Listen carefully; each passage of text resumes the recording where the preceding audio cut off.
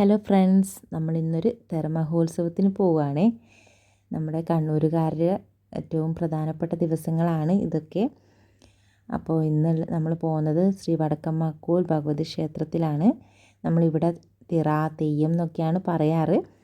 അപ്പോൾ ഇത് working day ആണ്, അതുകൊണ്ട് തന്നെ പകൽ പോകാൻ സാധിക്കില്ല. അതുകൊണ്ട് രാത്രി പോയി തൊഴുതിട്ട് വരാമെന്ന് കരുതി. അങ്ങനെ നമ്മൾ അവിടെ എത്തി. ഒരു കാടിനുള്ളിലാണ് ഈ ഒരു ക്ഷേത്രം സ്ഥിതി ചെയ്യുന്നത്. അവിടെയുള്ള പ്രധാന മൂർത്തി എന്ന് പറയുന്നത് ഭഗവതിയും വനദേവതയുമാണ്. പിന്നെ കേരളത്തിൽ അങ്ങനെ റെയറായിട്ട് മാത്രം കാണുന്ന ചുവന്ന ഗുളികനുണ്ട്.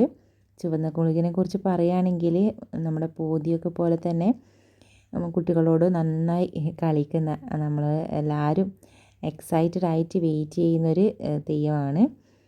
അപ്പോൾ മക്കളും അതുകൊണ്ട് തന്നെ വളരെ എക്സൈറ്റഡ് ആയിരുന്നു. അവർക്ക് ഉറക്കമൊന്നുമില്ല, നാളെ സ്കൂൾ പോകേണ്ടതാണ്. എന്നാലും അവർ ഇത് കണ്ടിട്ടേ പോകുന്നു വാശി പിടിച്ചിട്ടാണ് വന്നത്.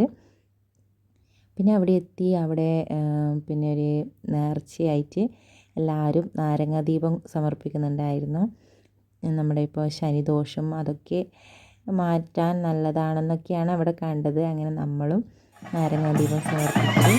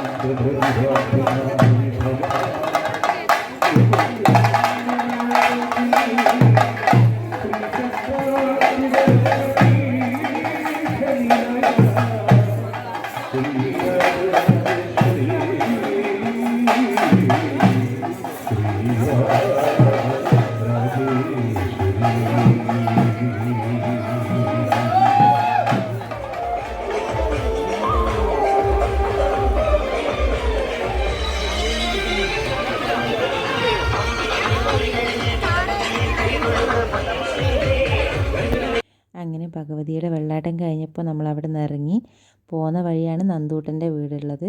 അപ്പോൾ ബിന്ദേച്ചി നമ്മളെ തെയ്യത്തിനേക്ക് ഇൻവൈറ്റ് ചെയ്തിട്ടുണ്ടായിരുന്നു. അതുകൊണ്ട് ബിന്ദേച്ചിനെ കാണാൻ കയറിയിട്ടുണ്ടായി.